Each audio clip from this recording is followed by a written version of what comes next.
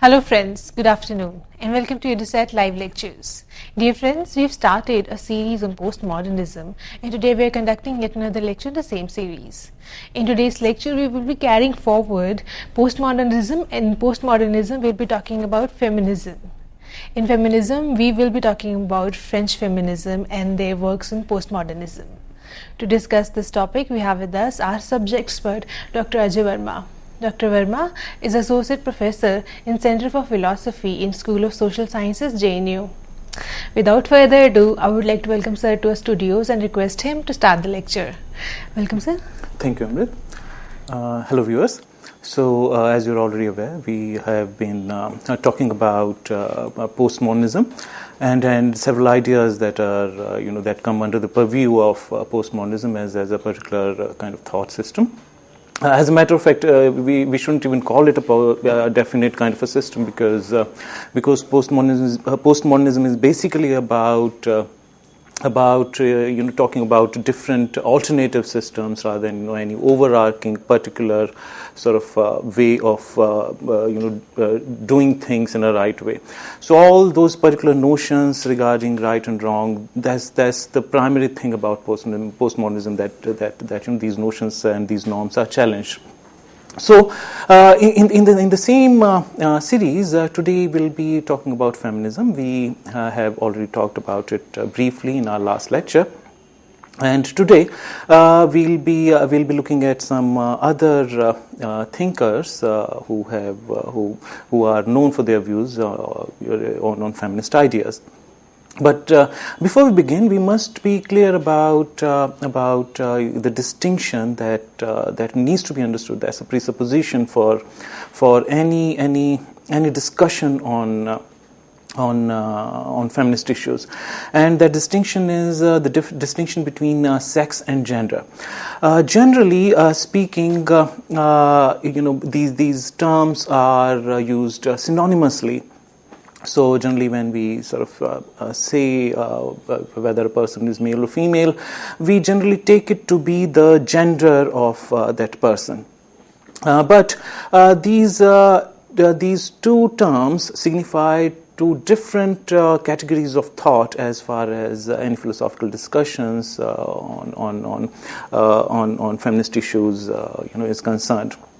So, first of all, let's be clear about this difference. So, the difference between sex and gender is that gender describes the characteristics that a society or culture delineates as masculine or feminine. So, while your sex as male or female is a biological fact, there is the same way in any culture what that sex means in terms of your gender role as a man or a woman in society can be quite different cross-culturally. So whereas the term sex refers to a biological category, so the term sex basically signifies a biological category. The term gender is, the cultural connotations that become associated with a particular biological category. So while one could say that sex is a biological and therefore a natural category, gender is not so.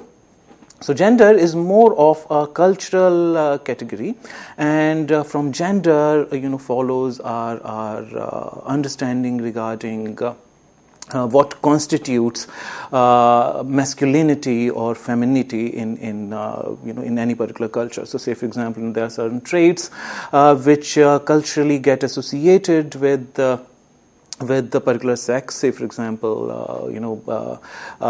there are proverbs also. So say for example, there are proverbs like men don't cry.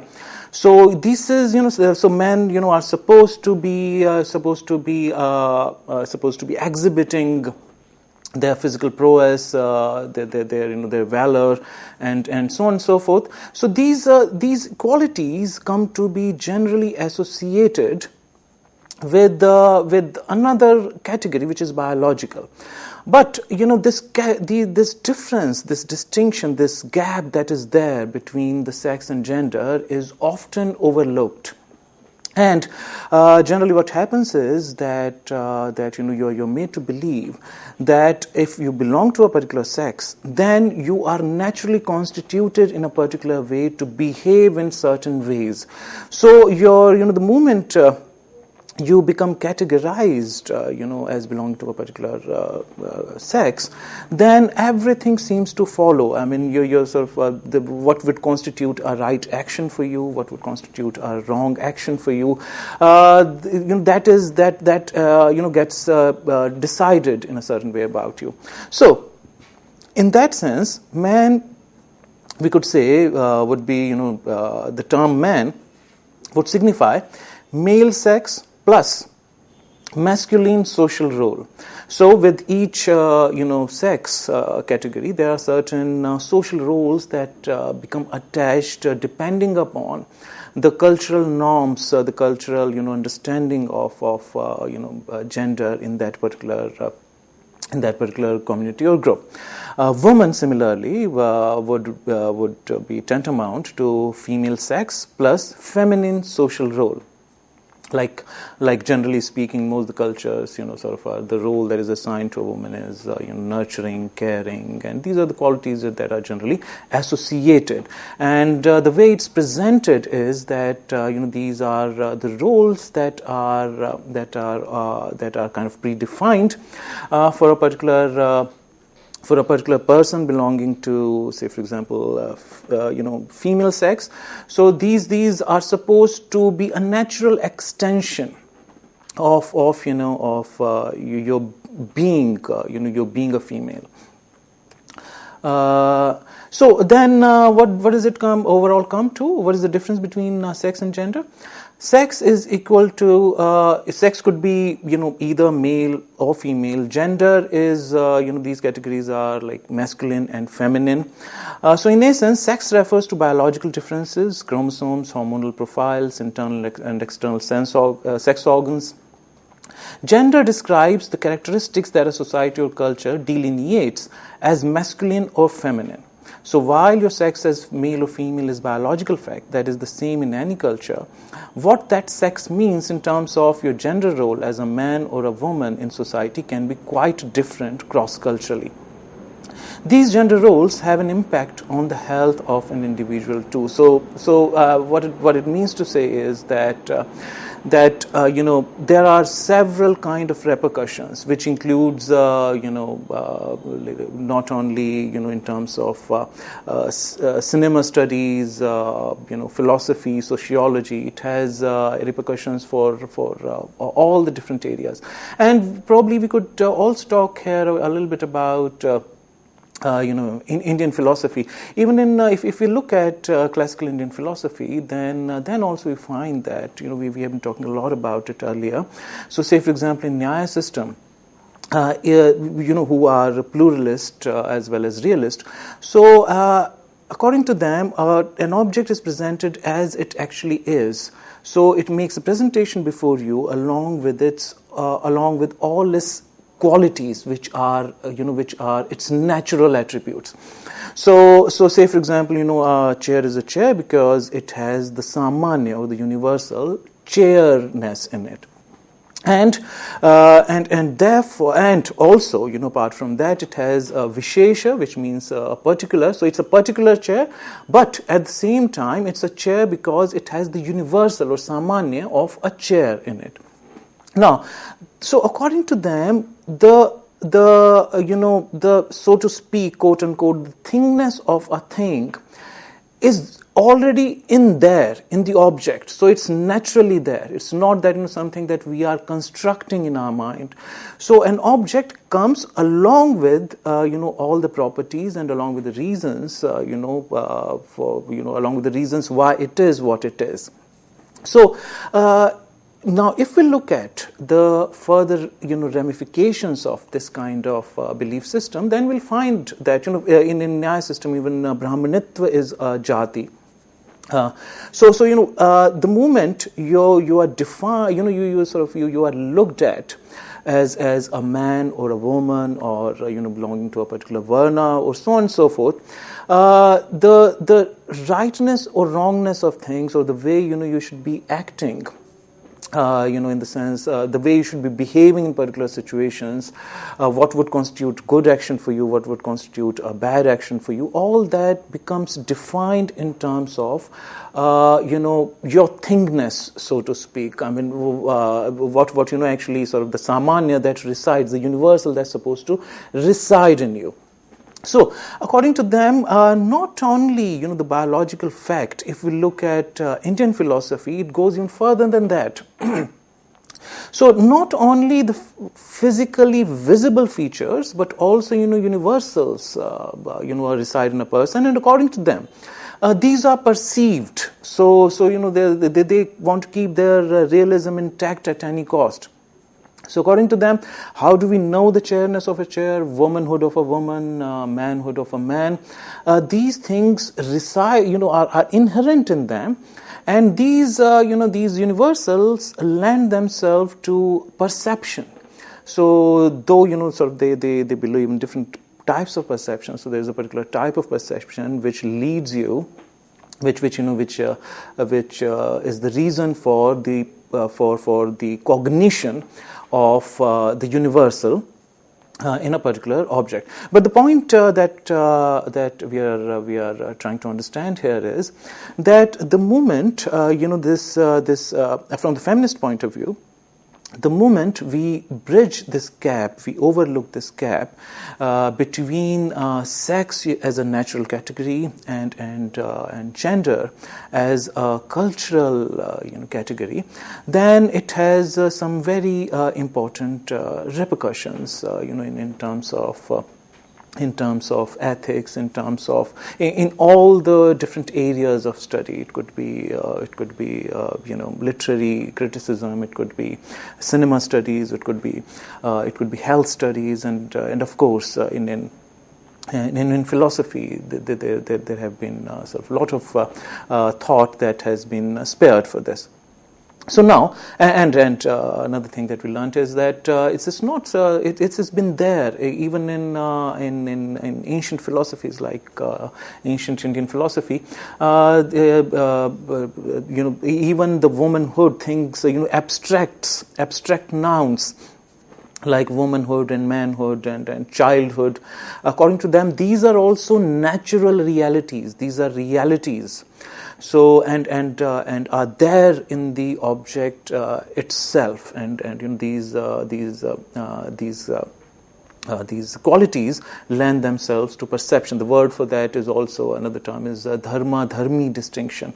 So the term dharma, we could probably sort of it'll be helpful to understand. The term dharma refers to duty as well as the property of a thing, and then this is something important to look at because dharma could be the natural property of something, and the same term also refers to the duty of something. So since they are in a certain way co-equal, so this is how it's considered. It was like, by and large, if you look at some of the ancient cultures, this is how it was actually considered to be. So dharma, meaning your natural qualities, also signify, the same term would signify your duties. So what you naturally are, or decides for you what your duties would be. Even if you look at Bhagavad Gita, so the main exhortation that is that comes from the side of Lord Krishna is that you should fight. Because why? Because it's your duty to fight. Why? Because you are a Kshatriya. So your Kshatriyahood, which is a kind of a natural attribute, decides your duty as a Kshatriya. You can, the best course of action for you is to fight the battle. So this is how it's looked at in sort of many ancient philosophies, including Indian realism. Now, having looked at that, so to sum up, in sociological terms, gender roles refer to the characteristics and behaviors that different cultures attribute to the sexes. What it means to be a real man in any culture requires male sex plus what our various cultures define as masculine characteristics and behaviors. Likewise, a real woman needs female sex and feminine, so-called feminine characteristics. So to summarize, man would be equal to male sex plus masculine social role, and a woman, the term woman would signify female sex plus feminine social role. So now, having looked at that, let's move on from where we left our earlier discussion. So in our last lecture, we talked about Simone de Beauvoir, and we should also understand here that from the point of view of postmodernism, what is important for us is, to understand that we would be mainly talking about the French feminist thinkers here, because they take, they use some of the tools, that are some of the tools and the ways of thinking that the postmodernist thought, provides for them to look at, the categories, the several issues related with sex and gender. So in that line, Luce Irigaray is another very important thinker. She was a French feminist, though born in Belgium, and got her PhD in psychoanalysis. She was trained in Lacanian school of thought, and she did her second PhD and critiqued Lacan's ideas. And one of her major work, one of her celebrated work, is titled "The Speculum of Other Women." So the main point that she emphasizes upon there is that in philosophy, ever since Plato has worked with the ideas of a single operating subject who sees the reality around it in an objective way as a single, unbiased, value-neutral subject. And this leads to what she calls erasure of differences and erasure of feminine.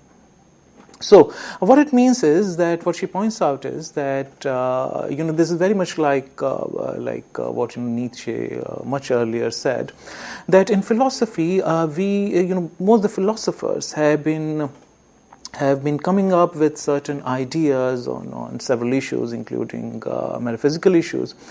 And they submit those ideas as if, those ideas were a logical conclusion of a certain, set of given facts. As if, those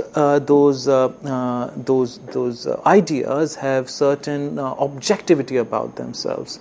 So overall idea is that as if the ideas in philosophy have been presented as if they were coming forth from a single operating subject who is looking at the actual reality, the things as they actually exist, as they're actually constituted, as their actual nature is, as if we were observing things in an unbiased, value-neutral, way, as value-neutral subjects.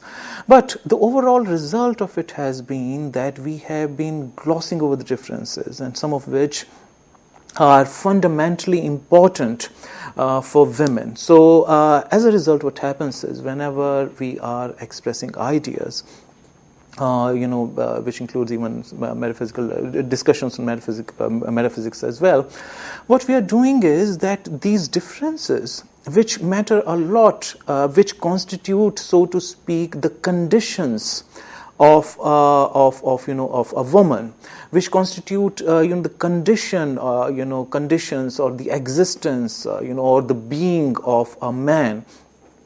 These differences, in a certain way, get overlooked and almost erased.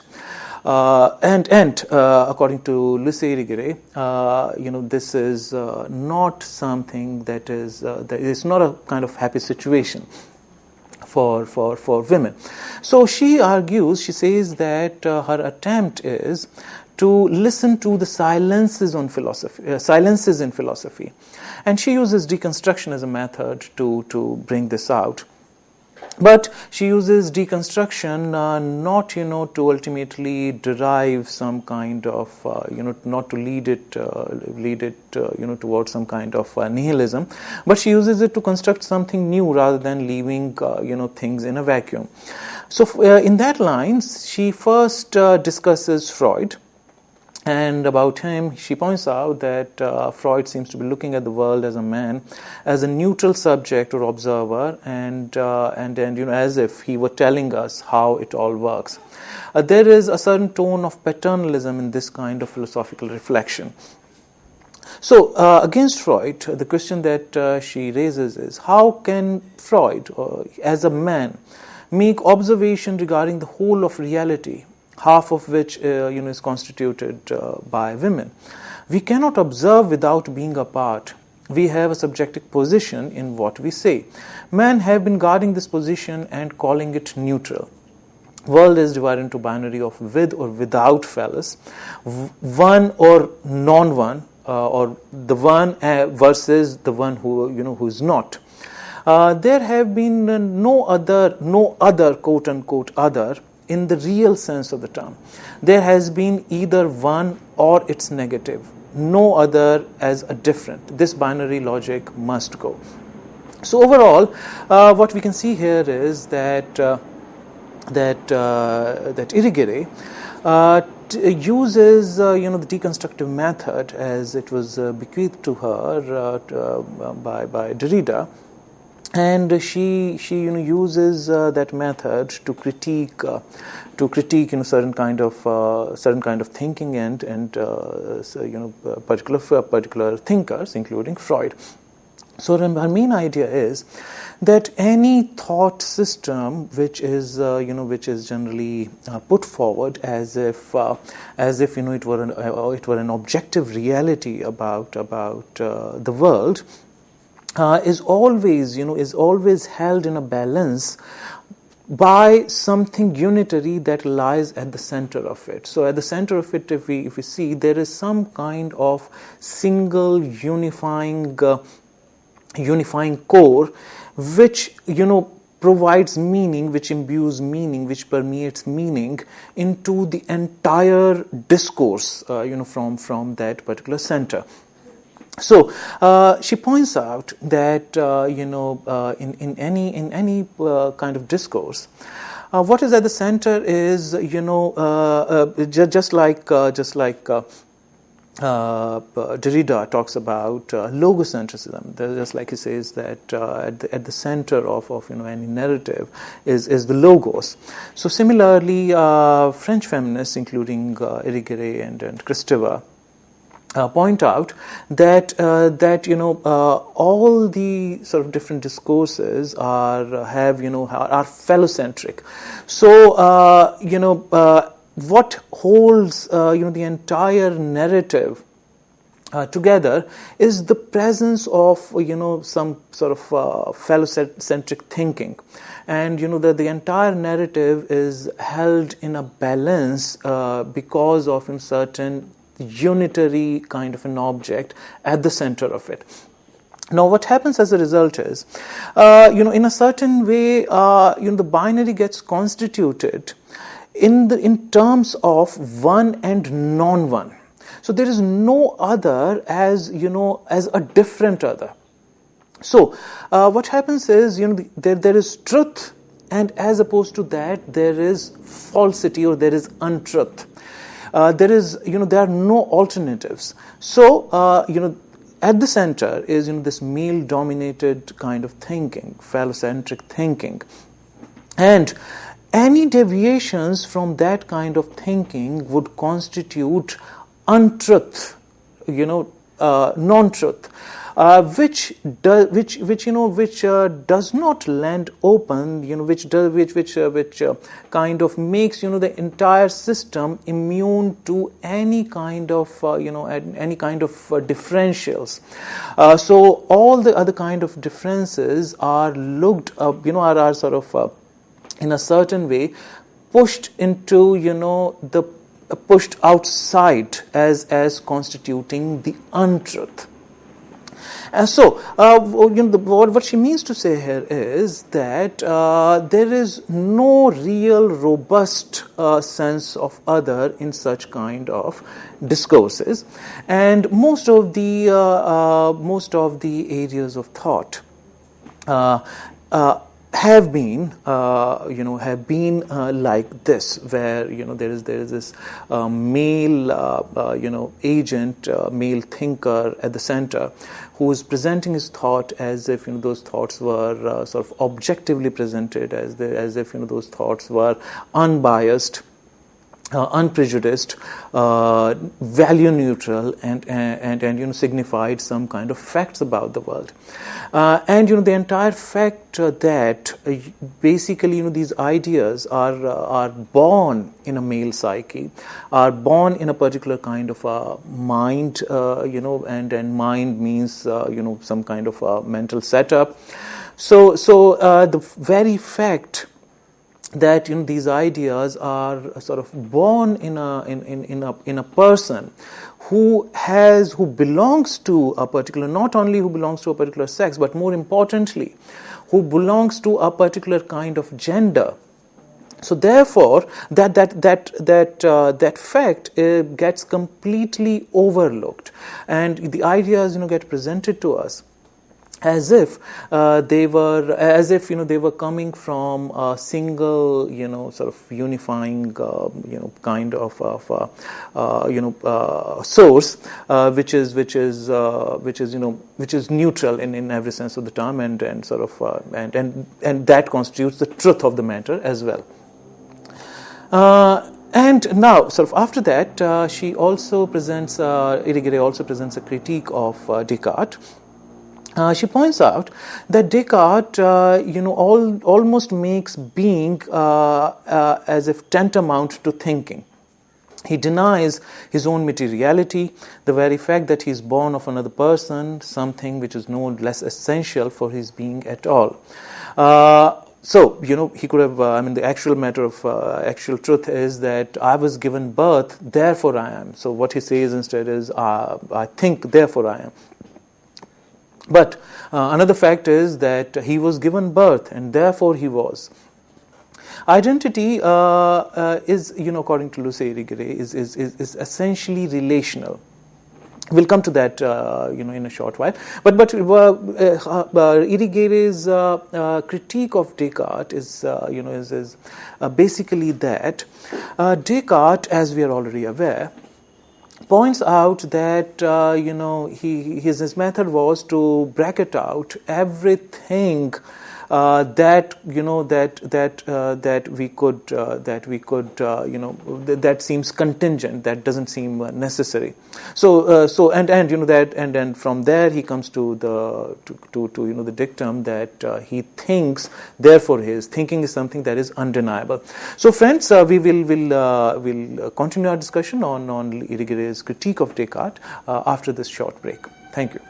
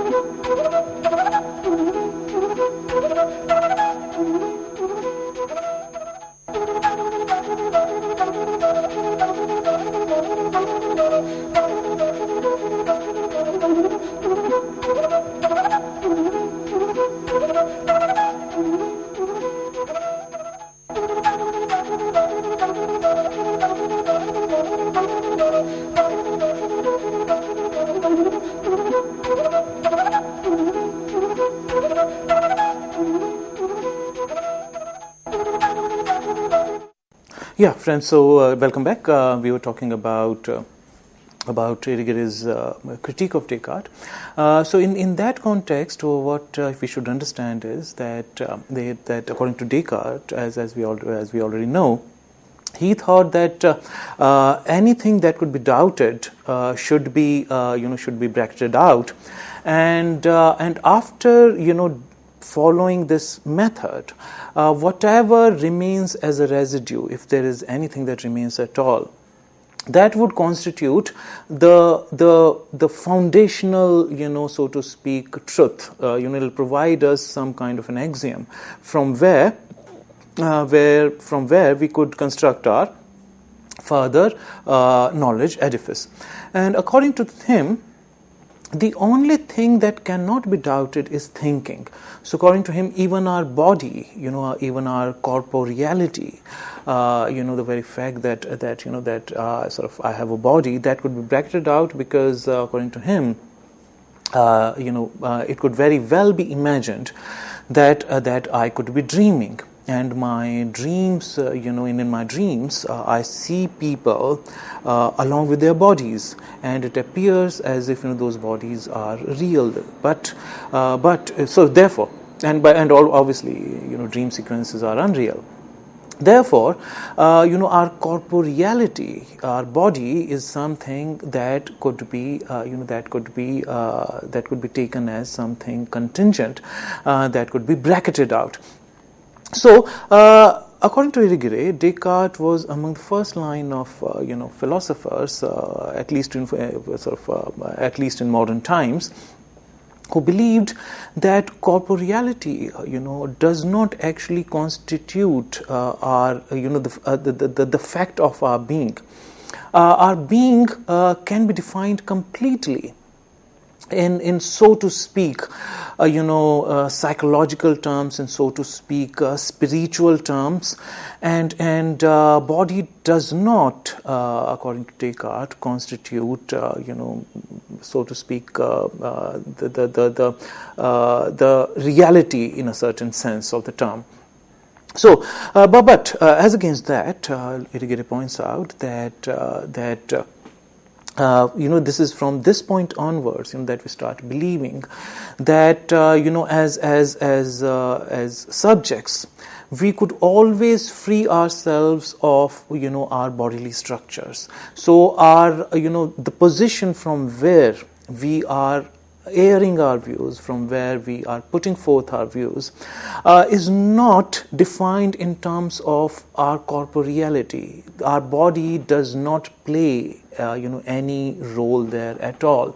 So all our experiences, that we have, that have constituted otherwise, that have constituted our historicity, all of them could be as if bracketed out, as if all my past previous experiences that generally play a role, that influence my ideas, my thinking in my present time, all that could be bracketed out. So Descartes thinks of a human person as if a human person were a container of sorts, and as if that container could be emptied out at any point of time at will. As if everything that is there within us, that is contingent, that is not in something that is essential to our being as such.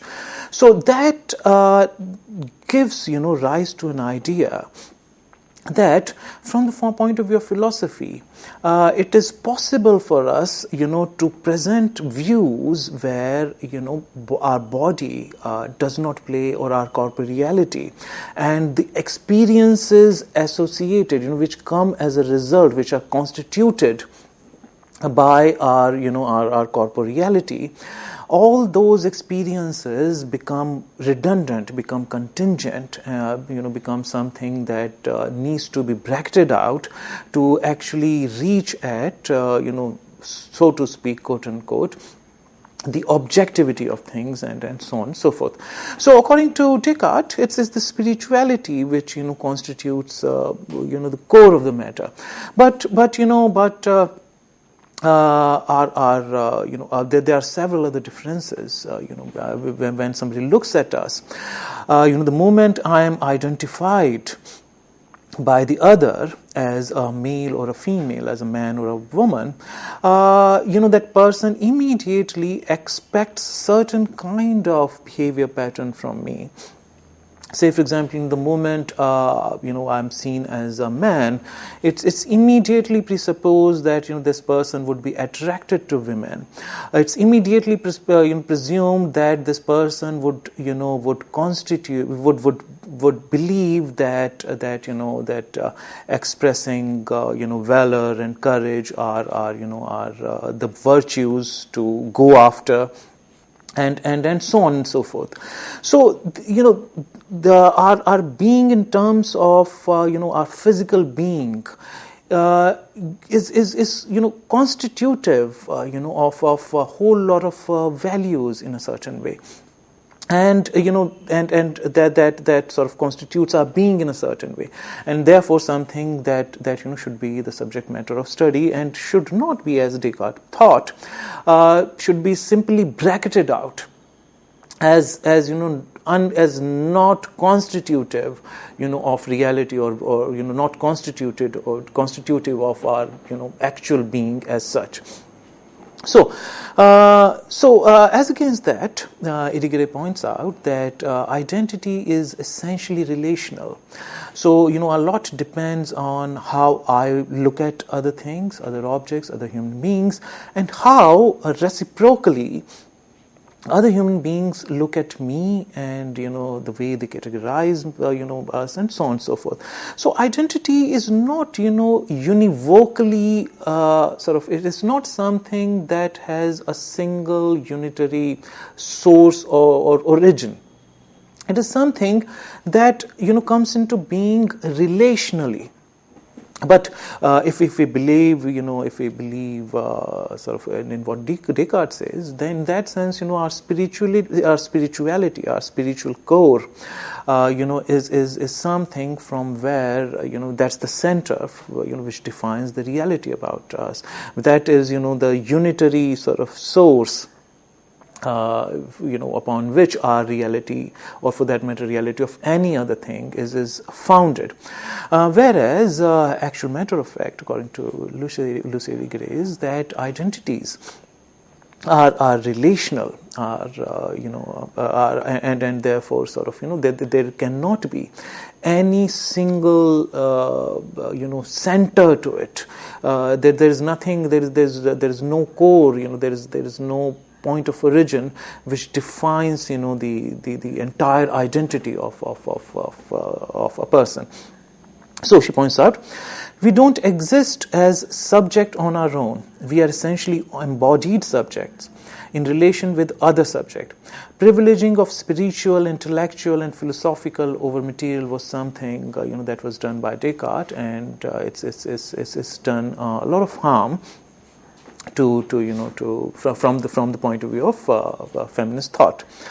So not saying that we have an immediate relationship with the material, we have a mediated relationship with our body through language and relationships. So it doesn't amount to saying that we have some kind of immediate relationship with the material. Another way of looking at at material would be that we have some kind of immediate relationship with our body. Luce Irigaray, interestingly challenges even that notion, and she points out that most of the time we share a kind of a mediated relationship, not only with other bodies, but with our own body as well, and this relationship is mediated through language, through linguistic categories, and through through other kind of social relationships that we may have. So say for example a woman may want to respond, her looking at herself is constituted by a particular sort of language, the way things are perceived in a particular language, and also the relationship. Say for example she would want to sort of relate to her own body from the point of view of the society, the other, in the sense that if coyishness is considered a virtue, then she would take it upon herself, she would start playing that role, even if that is something that does not come to her, spontaneously. So, what happens is that, we start looking at ourselves also in a certain way through our relationships with others, through language, and so on. So, another thing that we need to sort of understand here is that Irigaray is not, in favor of the earlier Anglo-Saxon tradition, which is also termed as equality model. Against that, Luce Irigaray would point out equality with what? Equal to what? The other side of the two is also a construct which has no incarnation. It is an idea that is meant to control the other gender and is not a reality. Gender allows to be different and yet form a horizon of our own, which is not defined and is relational and expands with relationship to its other. It is a boundary and bridge at the same time to who we are. So what needs to be noted here is that Luce Irigaray is not talking in the same line, as the Anglo-Saxon tradition. So, in sort of elsewhere, this is why postmodernist ideas, have been mainly used by these continental, these thinkers, these feminist thinkers, who are coming from the common continent. And an earlier notion was, kind of a struggle of parity, for some kind of a parity with the male counterparts, sort of struggling for some kind of equality with the opposite sex. But Irigaray, very importantly, challenges that that ideal. That earlier feminist thinkers had put in the center of their discourse. So against that, she argues what equality to what? Because when we say we want to be equal, we are demanding for equality. Then the question naturally arises: Are we, in that sense, giving some kind of legitimacy to that notion to which we are demanding equality? So whenever we say we are demanding equality, immediately it lends legitimacy to that discourse, with which we are looking for parity. So she points out that something, the equality that we are looking for, meaning to say equal rights and all other sort of paraphernalia that comes along. She says that entire sort of notion, that entire sort of framework, sort of to which we are demanding equality, that in itself is also a construct. We shouldn't think that that ideal that we are aspiring for is a given fact.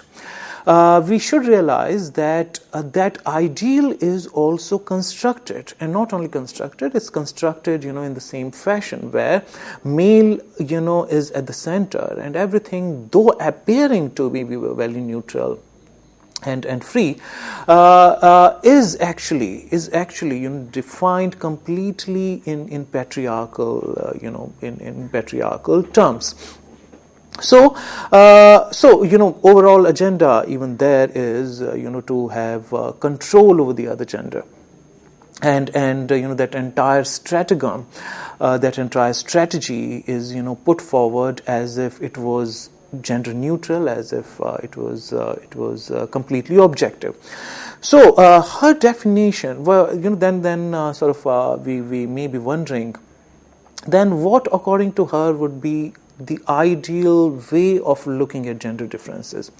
To that, she says that gender should be something that allows us to be different, and yet gives us some kind of a horizon of our own.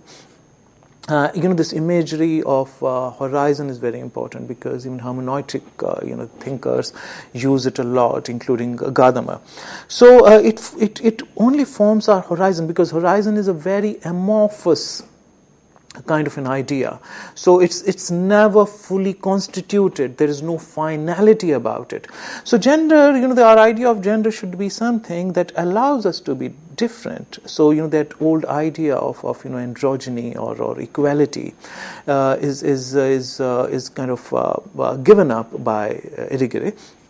And she points out that gender should be such that it allows for differences and yet form a horizon of our own, meaning to say as opposed to unity. So it shouldn't, bind everything together into a plain-looking unity. Rather, the center should be constituted. Actually, as a matter of fact, she wouldn't argue for any kind of center. So, what should provide us unity should be, some kind of a horizon which keeps expanding, which is never finally defined for us, and is relational and expands with our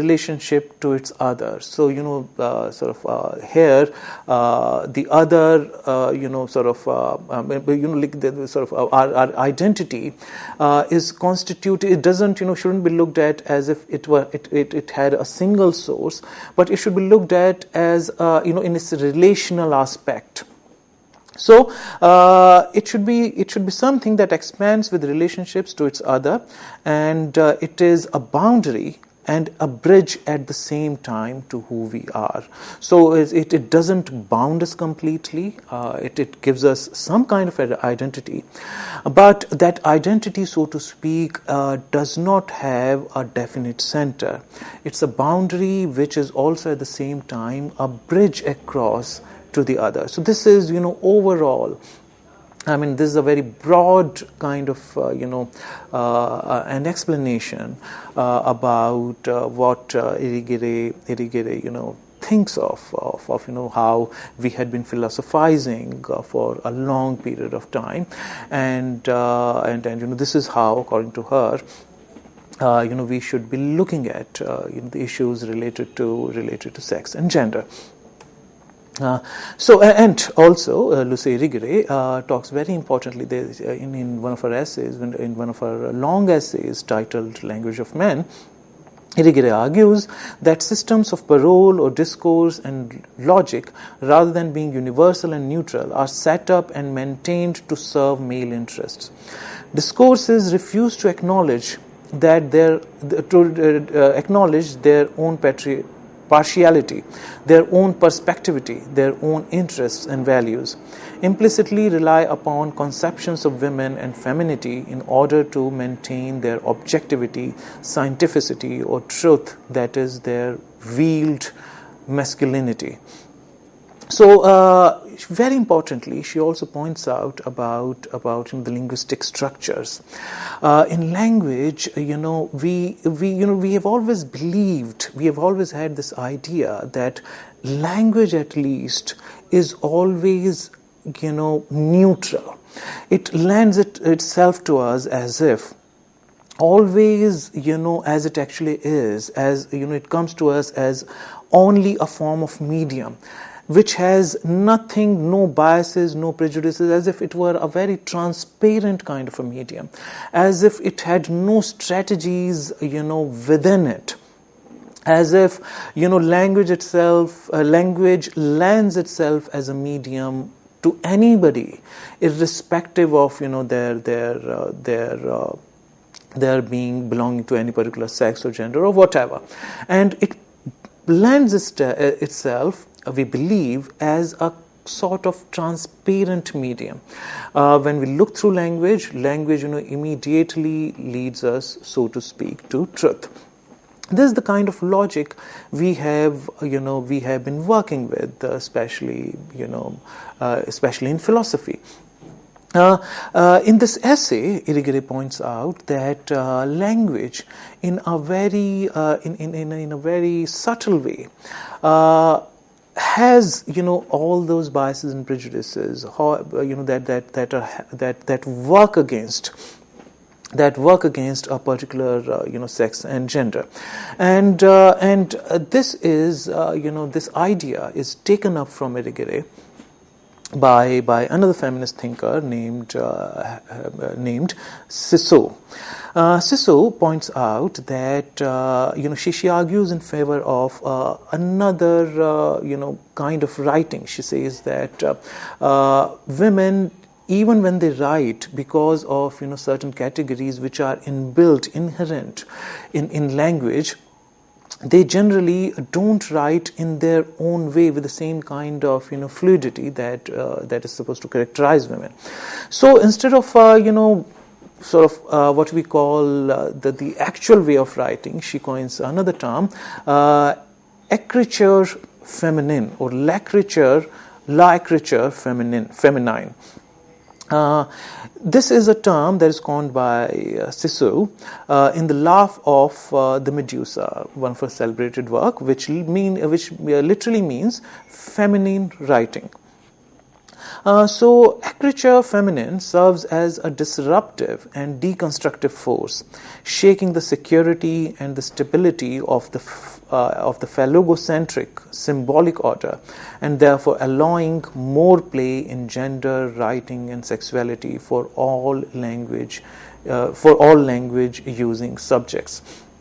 So what it means to say is that her views are basically important from the point of view of literary theory and literary criticism.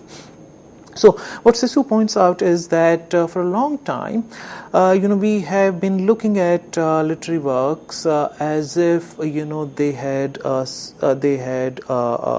single kind of narrative going in a particular direction, as if things were related to each other, almost as if in a cause and effect chain. So, say for example, this becomes especially more characterized in say for example, detective novels and so on and so forth. But also, if you look at some of the Victorian literature, the relationships there, our notions of relationships and so on and so forth, and there used to be a single sort of story that would be, running through the entire literary piece. As against that, she points out that that women have a language of their own, where things are not necessarily related to what they represent in a cause and effect kind of a way. So she says that just like a woman's body is fluid, similarly her thought patterns, have the same kind of fluidity, and that is naturally reflected in their writing if they allow that. That kind of sort of thinking, if that kind of thinking is uninhibitedly expressed in a literary piece. So overall, what she's trying to what she attempts to say here is that a woman has a very different way of expressing herself when it comes to literary works. And she has a very different kind of, fluid sensibility, where what is being talked about through words, through sentences, through language, may not be related to something that it represents in a definite way. Whereas in literary criticism, this has been the way we have been thinking about it for a long time, as if if there is a sentence, then there is it represents what is said in a so to speak single chain, as if there is a direct relationship between the language and what is said. Whereas in case of women, there is certain fluidity about it, which should be looked at not something as constituting obscurity.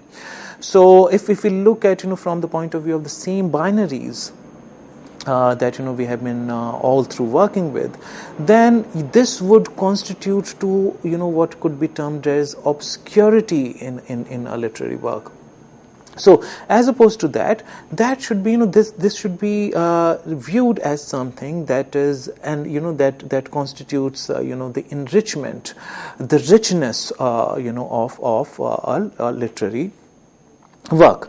So therefore, Sisu takes forward the ideas regarding language that Irigaray comes up with, and she sort of talks about them in a certain way in more detail. So next in our line of thinkers is somebody who does not come from the French feminist tradition. She's an American feminist, Judith Butler. She wrote a celebrated work titled Gender Trouble, where she asks, are we assigned gender at birth or created by performing it? So according to her, gender is performative. It's not a part of our nature, but we are so cultured to act it out and in turn reinforce and reify it. Our definitions of femininity and masculinity are constructed. Our understanding of biological differences is socially constructed too.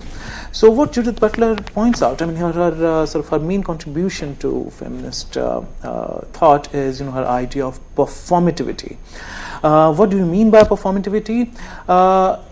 According to Butler, the differences in gender, we think as if this is something that is natural to us, but according to her, gender is constituted by the way we perform the gender. So gender is a unit of performativity.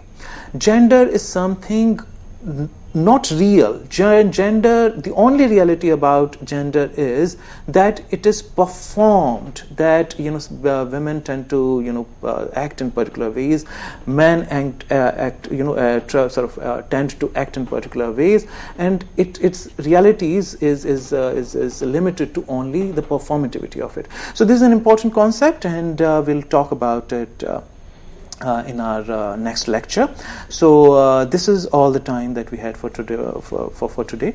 Thank you. Dear friends, on that note, we would like to thank Dr. Verma for coming to our show and delivering this wonderful lecture. And thank you, dear friends, for watching our show. Stay tuned and keep watching. Thank you.